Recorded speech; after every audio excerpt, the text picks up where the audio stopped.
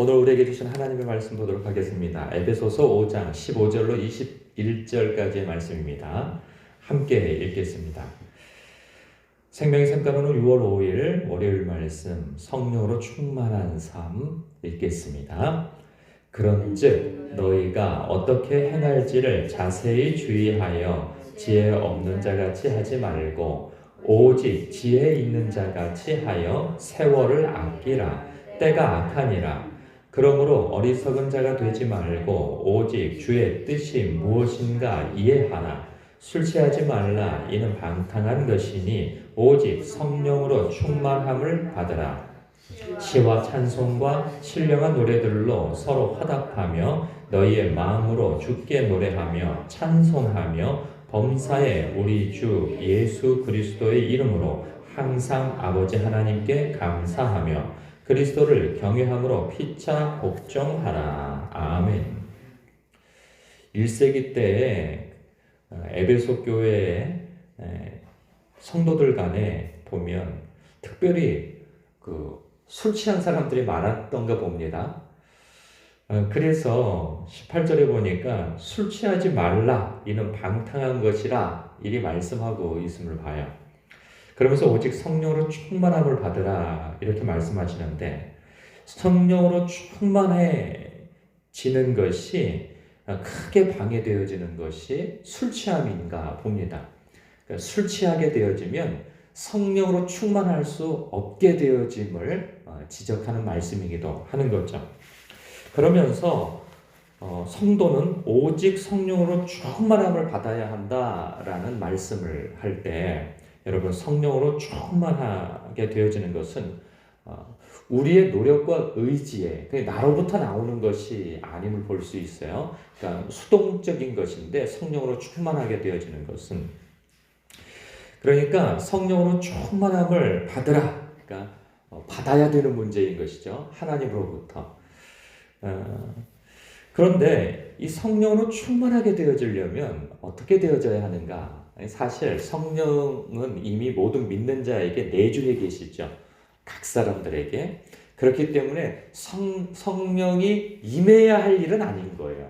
이미 성령은 예수 믿는 모든 성도들에게 내주해 계세요. 그런데 문제는 뭐냐면 충만해지는가 그리고 충만하지 못하는가. 성령께서 우리로 인하여서 우리의 삶의 태도와 생각과 마음가짐 때문에 제한되어지는가 아니면 이 빗장이 열려야 성령님께서 우리 안에서 충만케 되어지는가의 문제는 우리에게 달려있다는 생각이에요.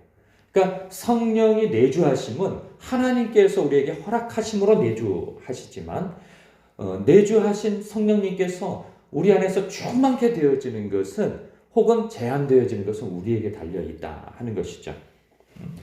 그럴 때 우리가 성령 충만해지려면 어떻게 해야 하는가에 대한 말씀이 19절 그리고 20절에 나와 있는데 시와 찬송과 신령한 노래들로 서로 화답하며 그러니까 예배 가운데에서 하나님께 찬송하고 찬미하는 그러한 예배적 태도에서 나타나는 것이죠. 그런데 이 예배적 태도에서 마음가짐은 어떠해야 하는가? 너희의 마음으로 주께 노래하며 찬송하며 우리가 마음으로 하지 않으면서 예배를 드릴 수 있어요. 마음으로 하지 않으면서 빈 껍데기로 찬송할 수도 있단 말이죠. 마음으로 하지 않는 기도도 할 수 있어요.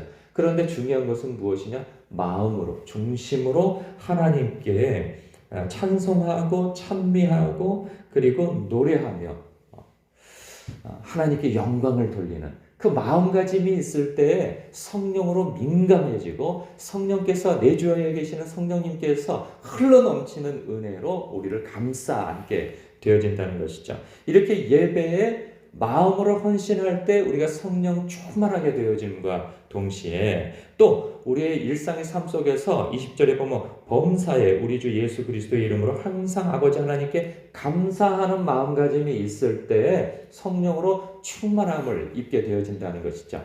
우리는 사람은 놀랍게도요. 가만히 내버려 두면 부정적으로 흐르게 되어 있어요. 저도 그 주변에도 보면 그 밭에도 보고 이 주변에도 보면 아니 씨를 뿌리지 않았는데도 잡초가 놀랍게 자라나는 것을 봐요. 그러니까 사람이 관리하지 아니하면 이 건물도 순식간에 폐허가 되어지고 밭도 순식간에 잡초가 무성하게 되어지고 이 길도 보면요. 사람이 관리하지 않으면 이 돌틈이나 어디에 사람이 뿌려놓지도 않았는데 잡초가 그 틈바구니를 휘집고 나와서 물론 드문드문 나는 잡초를 보면서 야 놀랍다 이렇게 이런 데에도 풀이 나다니 하니 좋은 마음이 들 수도 있지만 사실 사람에게 유익한 것은 아니에요. 환경적으로. 그렇게 놀랍도록 잡초가 나는 것처럼 잡초밭이 되는 것처럼 건물이 폐허가 되는 것처럼 사람도 그냥 방치하고 내버려 두면 끊임없이 부정적인 생각들 하나님과 반대되어지는 생각으로 흐르게 되어 있어요. 놀랍게. 그래서 어쩌면 우리에게 익숙하지 않은 것일 수 있어요. 그런데 익숙하지 않을 뿐인 것이지 우리가 그 익숙하지 않은 것을 계속 행하면 그것이 무엇이에요? 범사에 하나님께 감사하는 것이죠. 이것은 우리가 노력해야 돼요. 노력하지 않으면 저절로 되어지는 것이 아니에요. 이렇게 생각할 수 있어요. 성령으로 충만하면 우리가 저절로 하나님께 감사하게 될 것이 아니냐? 그렇죠. 그러나 우리는 늘 무슨 성령 충만함이 마음이 업돼서 사는 것을 이야기하는 것이 아니에요. 늘 하나님께 마음과 뜻과 의지를 주님께 두는 것이죠. 그럴 때 우리의 마음에 감사하는 마음가짐을 가질 수 있는 것이죠. 그러니까 사실 우리가 의지적으로든 습관적으로든 늘 하나님을 생각하며 나에게 허락하신 그 모든 것에 대하여서 감사함을 표현하게 되어질 때 그때 성령이 충만함도 있는 거예요. 그러니까 성령이 충만할 때 나는 감사하겠다 하고 감사할 일이 거의 없는 것이죠.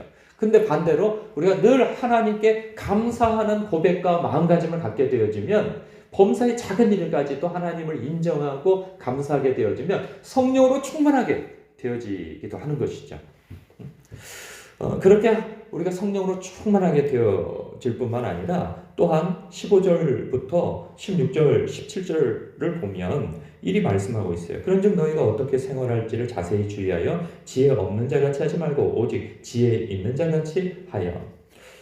이것은 이 앞에 있는 내용의 말씀을 받아서 하는 말씀이기도 한데 우리가 성령 충만의 관점으로 보게 되어진다면 일상의 모든 영역에서 주를 기쁘시게 할 것이 무엇인지 생각하여서 순종하는 삶을 사는 것이 바로 지혜 있는 자의 삶일 것입니다. 우리가 잠언에서 연상되어지는 말씀이 있어요. 지혜에 대해서. 그것이 무엇입니까? 하나님을 경외하는 것이 지혜의 근본이다 말씀하고 있어요. 우리가 지혜롭게 살기를 성도에게 요구받고 있는데 성경을 통하여서 우리가 하나님을 경외한다고 하는 것은 하나님께서 기뻐하시는 것이 이것일까? 늘 생각하는 것이죠. 그래서 내가 말하든지 행동하든지 태도하든지 선택하든지 주님이라면 어떻게 생각하시고 주님이 내 입장이라고 한다면 어떻게 선택하고 행동하실까? 어떻게 태도하실까? 우리가 늘 염두하며 살아야 하는 것이죠. 이것이 지혜 있는 자의 삶의 태도인 거예요. 그런가 하면 16절에 세월을 아끼라 때가 악하니라 이 말씀하고 있어요. 우리가 아껴야 할 세월은 무엇이겠어요? 여기서 말하는 아껴야 할 세월, 그것은 하나님께 영광을 돌리고 선한 일을 행할 기회인 것이죠. 생각보다 우리의 인생이 길기도 하지만 짧기도 한 거예요. 우리는 어느새 자신도 모르게 주님 앞에 서야 할 때가 옵니다. 누구도 예상치 못해요. 돌아가신 분들의 이야기를 들어보면 그 주변 유족분들의 얘기를 들어보면 아유 저분이 100세까지 사실 거라고 생각을 다 했다는 거죠.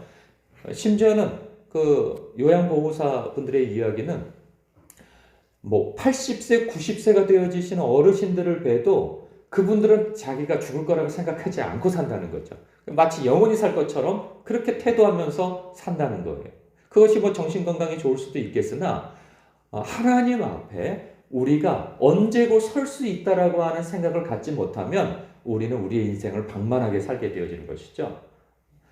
하나님의 선하시고 기쁘시고 온전하신 뜻이 무엇일까? 하나님께 영광되어지는 일이 무엇일까? 생각하지 못하고 우리가 나중에 후회할 만한 삶을, 영적인 게으른 삶을 살게 되어진다는 거예요. 그래서 세월을 아끼라는 거죠.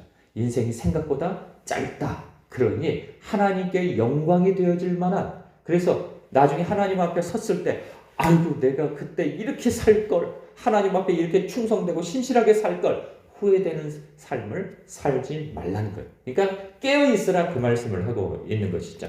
그래서 그러므로 어리석은 자가 되지 말고 오직 주의 뜻이 무엇인가 이해하라. 늘 깨어서 주님이 기뻐하실 일이 무엇일까? 주님께 영광 되어질 일이 무엇일까? 이렇게 생각하며 살라는 거예요. 이것이 곧 성령 충만한 삶으로 연결되어지는 삶이기도 한 것이죠. 우리는 기분이 막 업되어가지고 주여 주여 하면서 이렇게 사는 것이 성령 충만하다고 생각할 수 있는데, 범사에 하나님의 선하시고 기뻐하시고 주님께 영광 되어질 일이 무엇일까 생각하면서 내 모든 내 주변의 일들을 대할 때에 하나님의 영광을 위한 삶에 대한 그런 마음의 중심을 가지고 사는 것, 이것이 성령 충만한 삶이다라는 거예요. 그래서 순종하는 삶, 그 삶을 저와 여러분이 오늘도 살아내시길 주님의 이름으로 축복합니다. 기도하겠습니다.